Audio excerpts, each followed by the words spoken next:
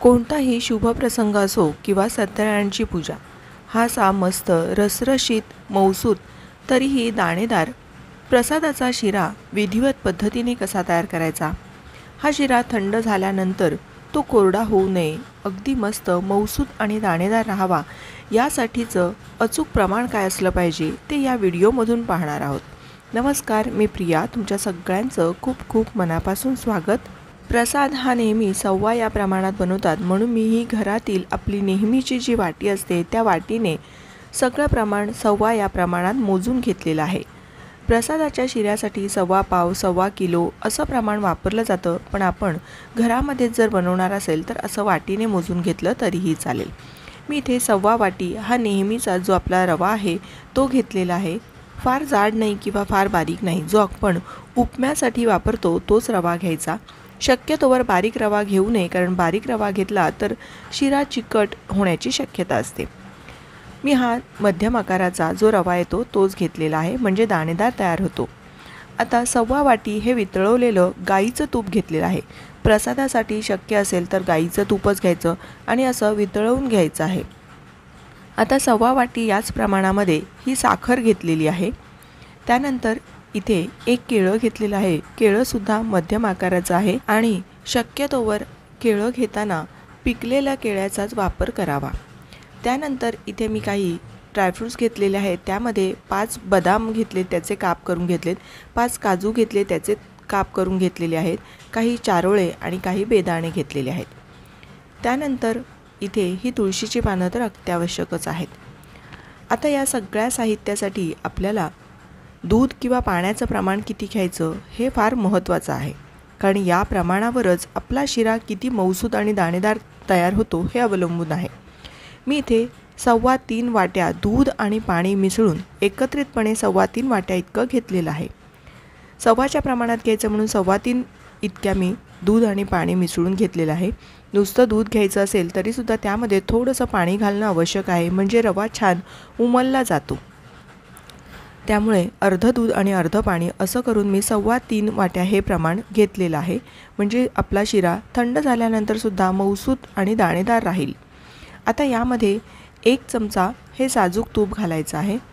असं केल्याने आपला शिरा अगदी छान मस्त मऊ मऊ असा राहतो। हे दूध पाण्याचं मिश्रण आपण उकळण्यासाठी दुसऱ्या गॅसवर ठेवणार आहोत, कारण नेहमी शिऱ्यामध्ये दूध घालताना किंवा पाणी घालताना गरम असणं ते गरजेचं आहे।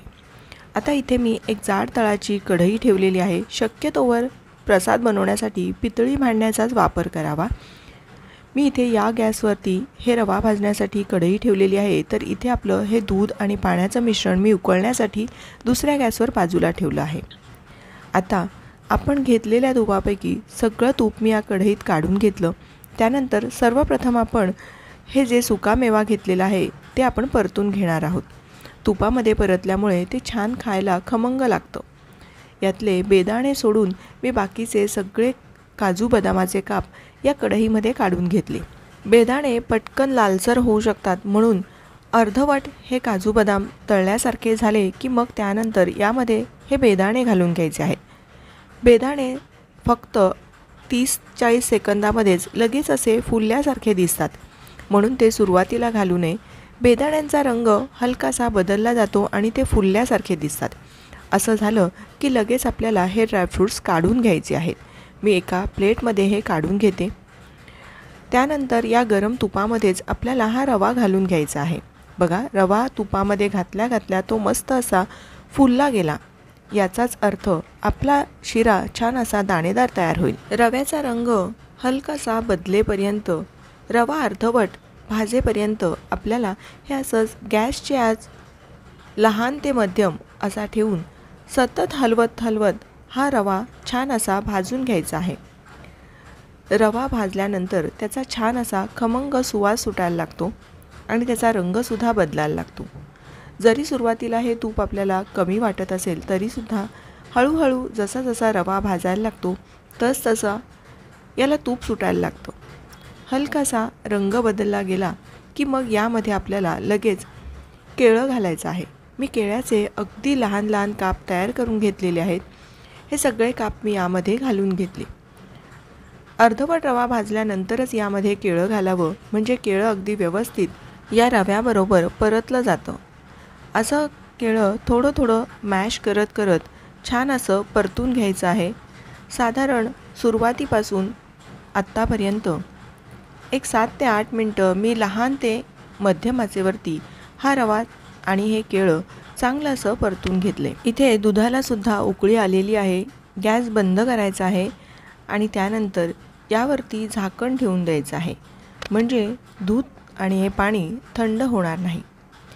आता बघा, रवा अगदी मस्त छान असा परतला गेला आहे. कडेने हे असं तूप सुटायला लागलेलं आहे आणि रंगसुद्धा मस्त असा बदामी आलेला आहे. इथपर्यंत रवा भाजून घ्यायचा, म्हणजे शिरा खाताना खूप छान मस्त असा खमंग लागतो. आता यामध्ये जे दूध पाण्याचं मिश्रण उकळवलेलं आहे ते घालायचं आहे.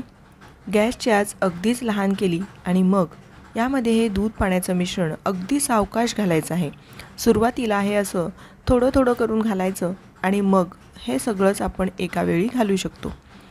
सुरुवातीला जर भरपूर दूध पाणी यामध्ये जर घातलं तर रवासुद्धा गरम आहे, दूध पाणीसुद्धा उकळलेलं आहे, अंगावर वाफ येण्याची शक्यता असते. म्हणून ही प्रक्रिया करताना सावकाश करावी, तसेच गॅसची आचसुद्धा अगदीच लहान ठेवायची. आता रव्याच्या गुठळ्या व्हायला नकोत, म्हणून हे सगळं अगदी व्यवस्थित एकदा मिसळून घेतलं. हे असं तळापासून हलवून घ्यायचं आहे, म्हणजे कुठेही रव्याच्या गुठळ्या तयार होणार नाहीत. गॅस लहानच आहे. आता यावर झाकण ठेवायचं आणि साधारण एक 2 मिनटाची लहान आचेवरती वाफ घ्यायची आहे. 2 मिनटानंतर बघा, कडेने हे असं छान तूप सुटायला लागलेलं आहे. याचाच अर्थ असा आहे की आपण रवा अगदी व्यवस्थित खमंग असा भाजला होता. रवा छान भाजला गेला असेल की कडेने हे असं तूप सुटायला लागतं. हे एकदा असं तळापासून चांगलं हलवून घ्यायचं, म्हणजे तळाशी शिरा करपला जात नाही. आता यामध्ये साखर घालायची आहे. रवा पूर्णपणे शिजला की मगच साखर घालायची, म्हणजे शिरा आपला चिवट चिकट तयार होत नाही. आता साखर घातल्यानंतर ही साखर विरघळेपर्यंत चांगली अशी व्यवस्थित या शिऱ्यामध्ये मिसळून घ्यायची आहे. जशी जशी साखर विरघळायला लागते तसं हे मिश्रण थोडंसं सैलसर वाटायला लागतं. पण आपण पुन्हा यावरती झाकण ठेवून वाफ घेणार आहोत, त्यामुळे आपला शिरा जरी आत्ता सैलसर दिसत असेल तरीसुद्धा अगदी तो मस्त असा तयार होतो. आता झाकण ठेवून फक्त 2 मिनटाची पुन्हा वाफ घ्यायची आहे.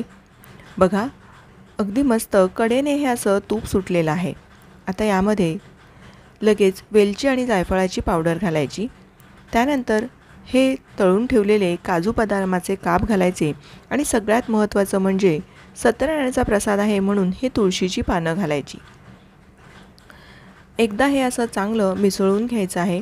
सगळ्यात शेवटी जेव्हा आपण काजू बदामाचे काप घालतो तेव्हा ते खायला खूप छान मस्त असे क्रंची आणि खमंग लागतात.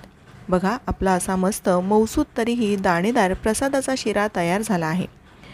आपण प्रसादाच्या शिऱ्यासाठी वापरलेलं हे जे प्रमाण आहे त्यामुळे जरी अगदी थंड झाला तरीसुद्धा हा शिरा छान असा मौसूद लागतो, कारण आपण प्रसादाचा शिरा काही लगेच गरमागरम खायला घेत नाही.